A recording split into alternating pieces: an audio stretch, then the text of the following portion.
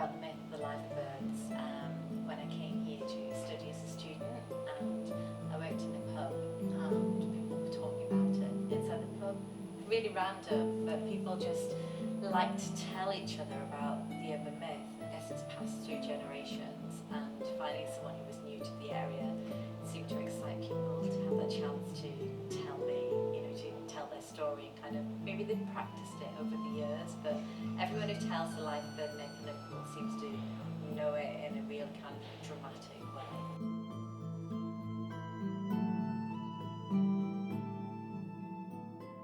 I decided to write about the live birds because it was my third novel, and I'd kind of set it where I used to live, and then I decided when it was coming up to novel 4 that perhaps it was time to set some novels in Liverpool.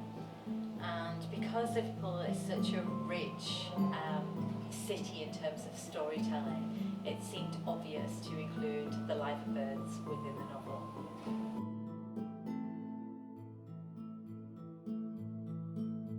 So I started researching Liverpool as a city to kind of try and get some ideas of a story that I could tell, and something that hadn't been done as well. So when I was researching, I had the live bird myth in the back of my mind, and then I came across some research about the Beatles roadie called Mal Evans, and obviously everyone associates with Liverpool the live birds and the Beatles. So I was like, okay, is there any way that I can combine those two aspects? And Mal Evans hadn't really been written about. So Mal Evans, at the time when I was researching him, when he died, basically his archive, so his collection of things from his time with the Beatles, went missing. And I saw an article where a guy, I think it was in Australia, had claimed that he'd found in a car boot sale this suitcase full of Mal Evans' archive. So I decided, okay, what if I brought that back to Liverpool?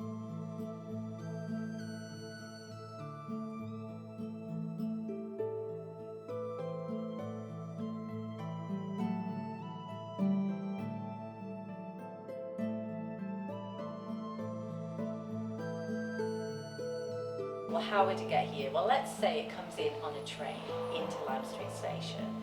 I was like, okay. And then I did some more research and I found out about the Williamson tunnels, which is this really eccentric guy who built tunnels underneath his house, and they're kind of underneath the city. I thought, all right, let's kind of look at those and put them near Lime Street Station. And I was like, right, well, what about the live bird myth as well? And I thought, okay, what if I made somebody who worked in the Lost Property Office at Lime Street Station believe that they were the live bird of Lime Street Station? So the idea was that she would believe that if she ever left Lime Street Station, then the whole station and the city would fall into the tunnels underneath. So it was kind of like a combining of these urban myths, these stories that were told around the city, into something set in the heart of the city, which is Lime Street Station.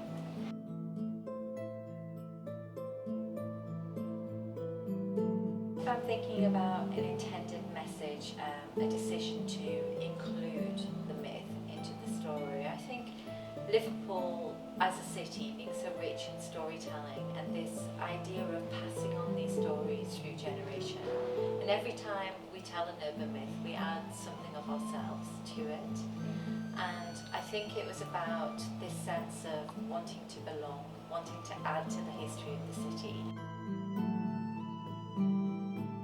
And if you have kind of nomadic roots, which I do, I don't quite belong anywhere, there's this desire to belong somewhere, and by adding part of myself to the story, I guess I'm hoping that I'm writing myself into an urban myth, and also kind of bringing that sense of identity in the Liverpool to the world, because the novel sold around the world. So I kind of added to the urban myth, but then also made other people around the world, informed about the myth as well.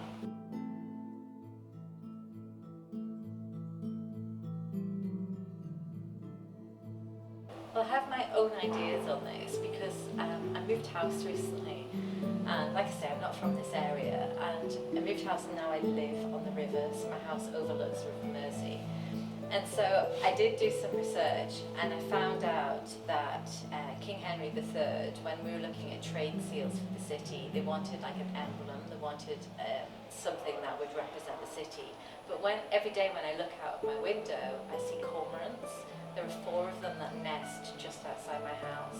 And so obviously if they've been here for generations, then it made sense. They're on the River Mersey for them to be the bird of the city. But also I think because we're storytellers, we like to make stories around these emblems that are there. So we see the 2 birds and we think, okay, one's looking out to sea, one's looking in, and Liverpool has such humour that they've formed this idea that one's looking out for the men to return and the other is looking for the men in the pub. You know, there's different kind of ideas and takes on it, but I think so with kind of blending fact and storytelling together, which is what the city does.